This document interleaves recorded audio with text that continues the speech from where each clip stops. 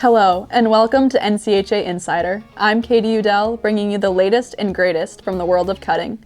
Whether you're a member, competitor, or just a lover of the sport, you're in the right place. Let's dive right into this week's news.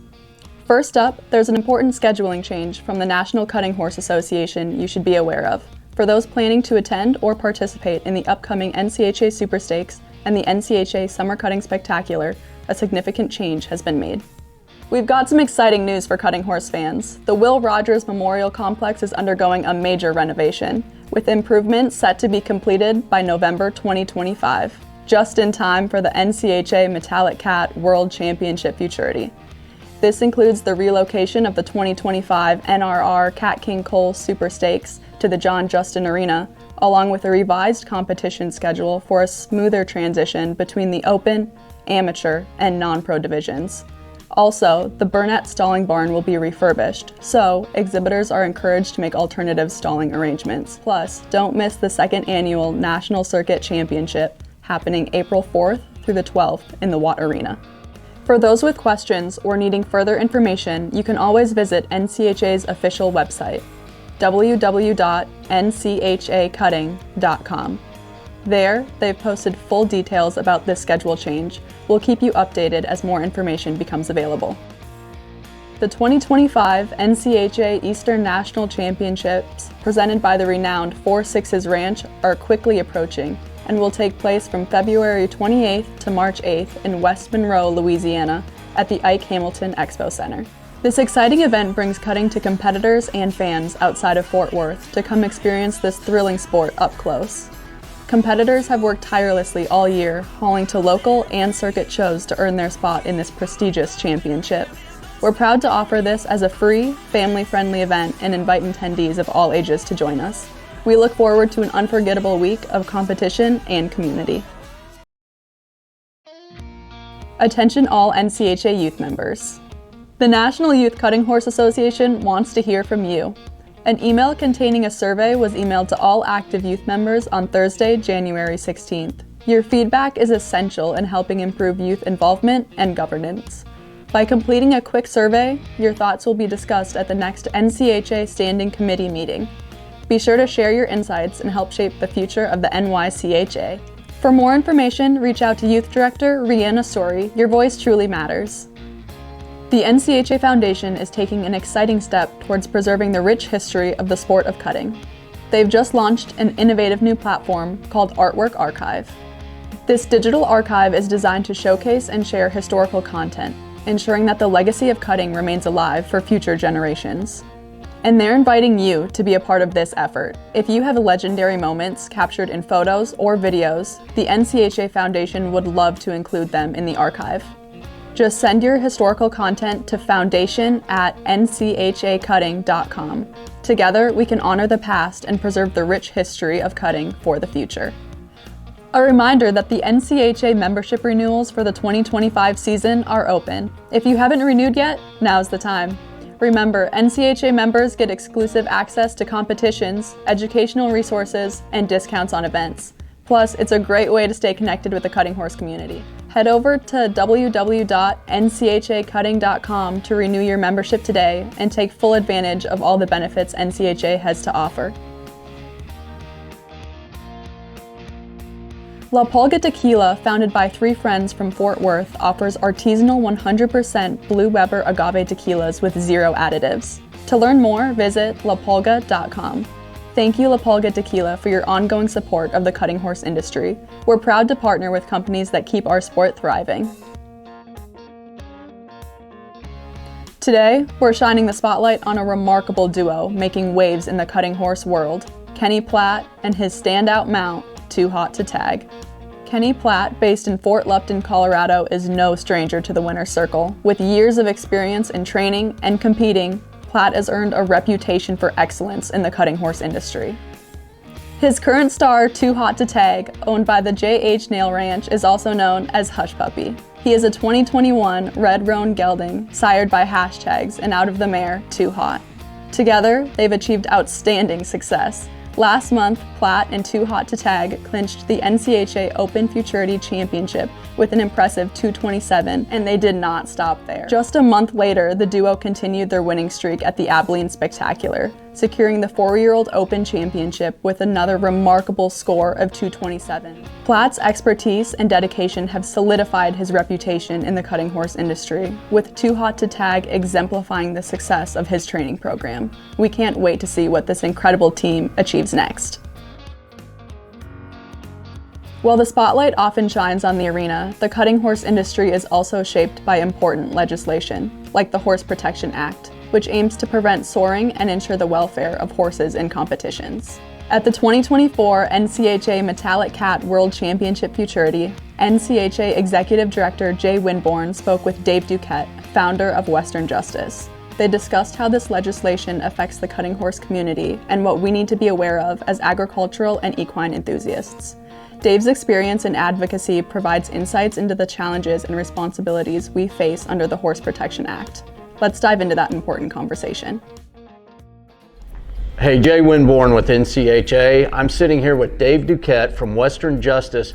Dave, tell us a little more about Western Justice and what you guys do. The easiest way to explain Western Justice really is what NRA is to guns, we are to the Western lifestyle. So we're kind of the protection group. We're not a cattle group. We're more protection of the ranching, Western horse world, and the rodeo world.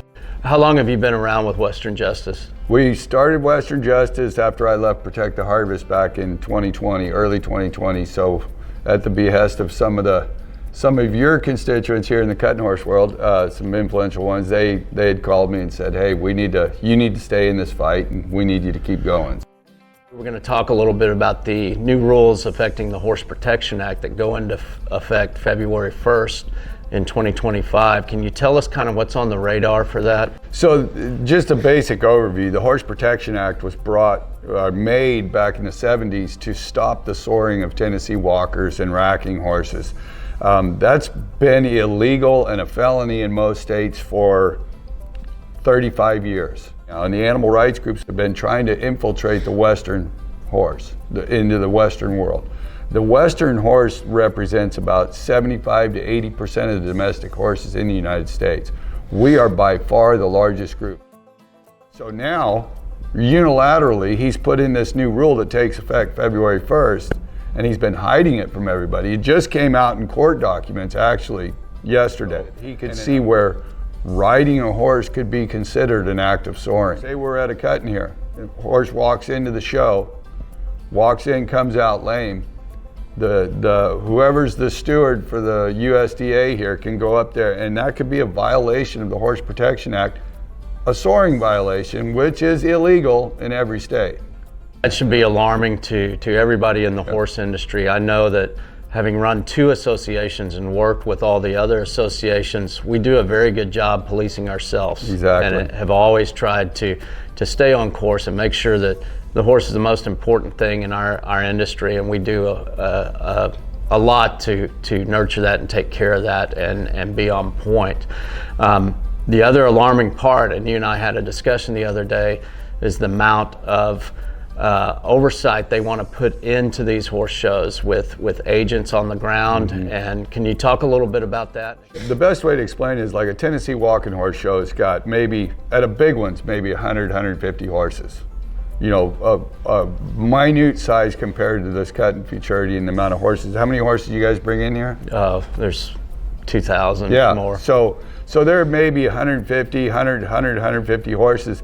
And there's documentable proof that people have to stand in line to get their horse inspected by a USDA veterinarian or inspector prior, and it might take them 5 hours just to go show in one class. And they have to do that before every time they show their horse. And if there's a pimple, scrape, bump on this horse anywhere, or if they test them with a swab for astringents, which absorbing is astringent, anything you tighten the legs with, or even most shampoos will test for astringents. That's a violation, and then you get kicked out. You come to the show, you can't go show your horse. I was reading a little bit of the rule change last night before we had this discussion, and one of the things that stood out too, and looking at this from a show producer aspect, the amount of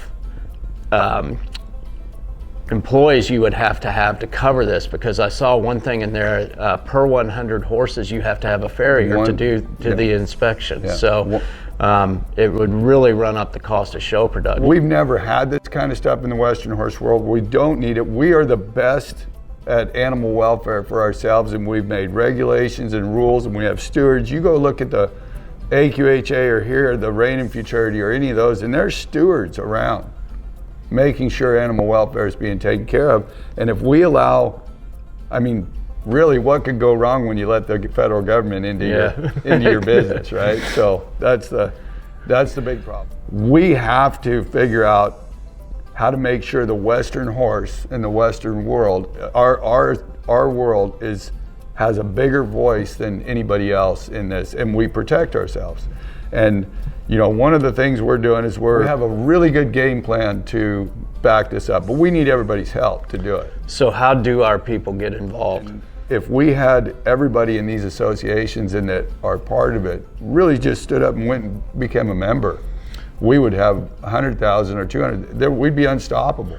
And where does an individual go to either become a member or go to support Western Justice? It's westernjustice.info. Okay. Yep. And anything else as far as like reaching out to congressmen, senators, any insight on how to direct that to kind of get the influence from all sides? So we're really strategic about it, and that's one thing that I've done is been very good at coalition building, but also making sure that the waves come at the times we need them. You don't want it to trickle in over lots of times. So we do need that. We'll make a call to action. Jump out, help Western Justice on their mission to secure our lifestyle and preserve and protect it. Dave, is there anything you want to add?